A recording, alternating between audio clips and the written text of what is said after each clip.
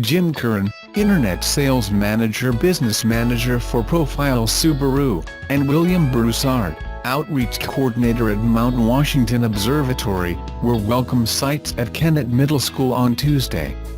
Broussard and Curran delivered more than 300 books, mostly on science, to the school as part of the Subaru Loves to Learn program. There's a good variety of levels. "This is awesome," Kennett Middle School Principal Rick Bitt said, as he and librarian Karen Gustafson and a host of 7th graders gathered at the observatory's Subaru in the school parking lot. "We're happy to help," Karen said. "It's great to have so many different books. It's mostly science, from animal science to recycling science. It looks like there's a good variety," Broussard added. "Subaru Loves Learning is all about making the pursuit of knowledge as attainable as possible, and we are proud to work alongside the American Association for the Advancement of Science and AdoptAClassroom.org to continue working toward that goal," Thomas J. Dahl, President and COO of Subaru of America, Incorporated, said in a press release. "The observatory and Profile Subaru have partnered for half a decade. They have a Subaru vehicle that can get up and down the mountain," Curran said. "We do a lot of outreach partnerships. We've been together for 5 or 6 years now." Subaru's Loves Learning program is a nationwide initiative, donating over 70,000 award-winning science books to schools across the country with more than 100,000 members and some 250 affiliated societies and academies of science. The American Association for the Advancement of Science serves as an authoritative source of information on the latest development in science, engineering, and innovation throughout the world for the benefit of all people, the Subaru release states. By nurturing students' scientific interests and talents, AAAS programs provide exciting opportunities and help build bridges to careers in science, technology, engineering and mathematics. If you're looking to have a bit of fun behind the wheel of a car all year long, the Subaru WRX is a no-brainer purchase. A turbocharged, flat-4 boxer engine sits under its hood, and a full-time all-wheel drive system puts the power to the ground, while a nimble package makes the entire car stupid fun to drive. What's not to like? But the WRX formula has been pretty much the same for ages. When I drove the 2018 Subaru WRX STI, I liked the car, but I couldn't get my head around the fact that it still feels like any other fast Subaru I've driven for the past decade. Where the hell does Subaru's R&D even go?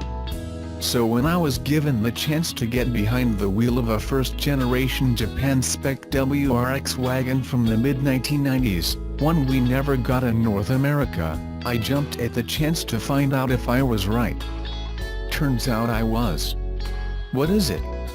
Introduced in 1992 as a replacement to the GL sedan and Loyal wagon, the Impreza was, and still is today, Subaru's compact entry-level car set to compete against cars like the Honda Civic and Toyota Corolla. The WRX, which apparently stands for World Rally Experimental, was a fortified Impreza developed specifically for rally racing. These cars only came in all-wheel drive. Back then not all Subarus were. Some were front drive, had a more powerful turbo engine, a hood scoop, a stiffened suspension and stronger brakes. The WRX was reserved exclusively for the Japanese and sometimes European markets until we finally got it in the early 2000s. The model you see here is a 1996 car, GF8D, or the first year the WRX was offered in a wagon boda style. In Japan, this version was called the Impreza Gravel Express, which is delightful. Power came from, you guessed it, a 2.0-liter, turbocharged flat-4. Back then, Subaru would say the WRX would pump out 240 horsepower and 224 pounds-ft of torque. An STI version of the car was available with 276 horsepower. Many claim these cars were underrated due to Japan's Gentleman Agreement Act, which limited the power output of sports cars under 300 horsepower. A 5-speed manual gearbox was the only way to get the WRX moving. Why does it matter? Along with the Mitsubishi Lancer Evolution, the Rex one of the most iconic rally-bred machines of the 1990s. But even more than that, it ranks among the top cars that inspired an entire generation of kids to fall in love with cars in the first place. The 1990s were a glorious era for the Japanese car brands. Each manufacturer offered some sort of unique, high-performance car. Mazda had the RX-7, Honda had the NSX, Nissan had the Skyline, Toyota had the Supra, and Subaru had the WRX. This is a car the millennial generation of car geeks grew up tuning and racing on Gran Turismo. But the pre-2000 Subaru WRX matters even more because it was forbidden fruit here in North America for so long.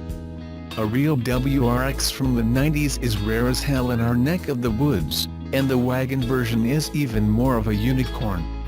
You Americans can't import them, but we can up here in Canada, because the laws allow for imports after 15 years instead of 25. And we get free healthcare too, suckers. Oops, sorry, it was the wiper stock. This wasn't my first time getting behind the wheel of a right-hand drive car. My little brother once owned a JDM Honda Civic. Up here in Montreal these cars are quite common. But it's always weird driving on the wrong side.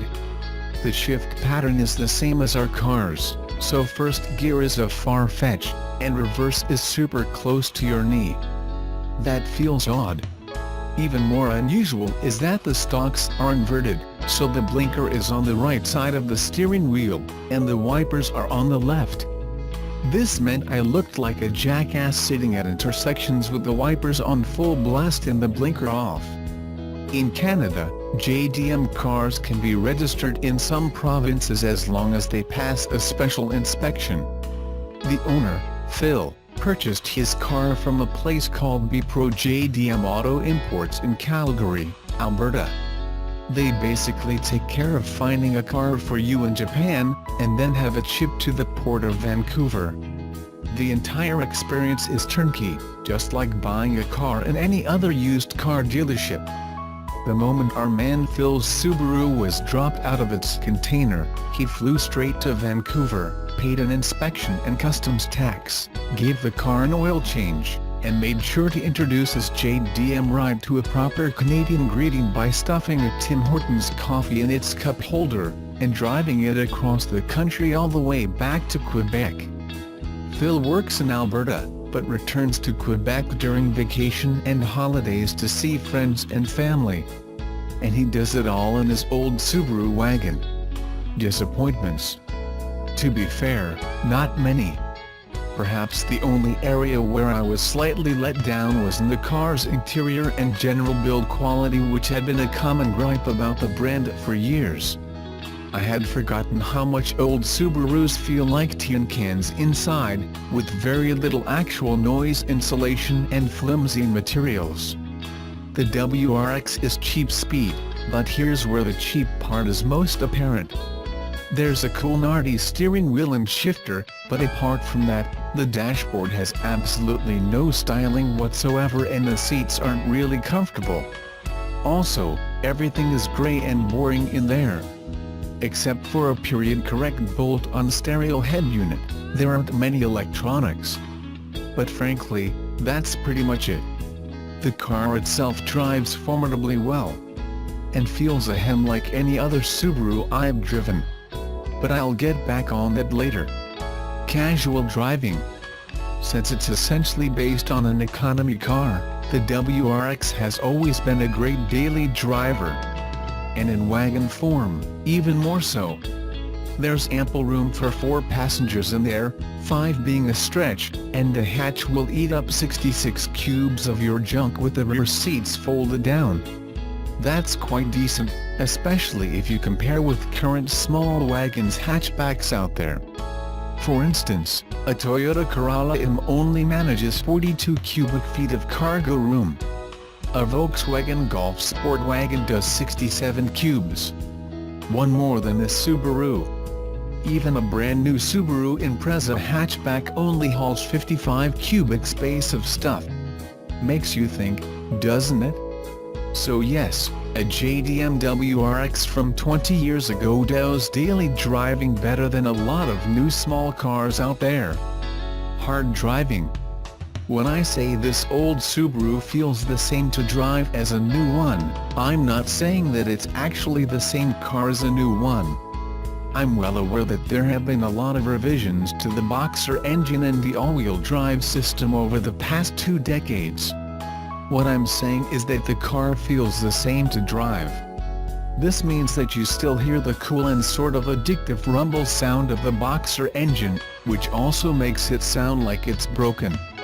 It also means that when you punch the accelerator there isn't all that much low-end torque.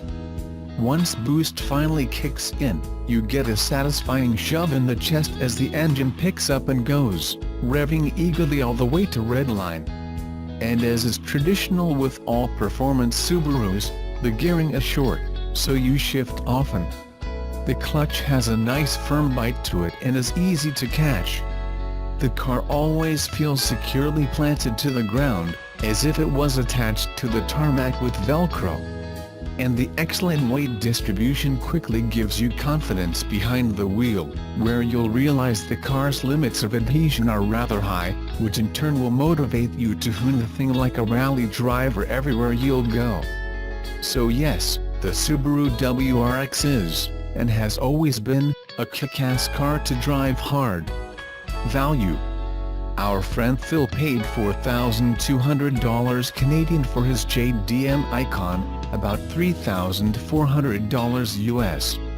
The car was delivered with 130,000 kilometers, 80,000 miles. It was in decent shape, but not stellar. Phil had to invest a bit in his machine to make it look as pristine as the way you see it here. In total, he estimates the car cost him about $10,000 Canadian after all the aesthetic mods, which included a full-body job, Jun front lip, tine coilovers, and wheels from a 2003 Bug-Eye WRX. The place where he bought the car currently sells one for $5,999 Canadian. That's amazingly cheap considering the amount of practicality, performance, and historical significance you'll be getting from your car. When I asked Phil if he's had the traditional head gasket and oil consumption issues that have plagued Subarus for so long, he answered no. He claims his engine has been bulletproof ever since he bought the car, now reading 210,000 kilometers, 130,000 miles, on the odometer. He's only had one major issue with the car. The transmission blew at around 125,000 miles. It cost him $4,000 for a new gearbox, which also included a new clutch and flywheel. Verdict: I got out of my experience driving this future classic of an automotive icon with a huge question mark on my head. Should the fact that the car feels mostly identical behind the wheel as a new Subaru be a good or bad thing for the brand? There are two ways to look at it. Either Subaru's been sitting on its ass for the past 2 decades not innovating much and sailing casually on the fact that it sells cheap AWD drives to the masses. Or maybe Subaru has mastered a solid recipe and decided to stick with it. Kind of like what Porsche has been doing with the 911 for half a century. I prefer opting for the latter. Because although these cars constantly keep feeling like mom's familiar soup recipe when I drive them, they remain solid machines to drive, and get the job done as far as having a shitload of fun behind the wheel of a car. People like Phil have understood that you don't need to pay huge amounts of money for a quick, reliable, and practical car. Sometimes, the used car market has its own little gems. And this is definitely one of them.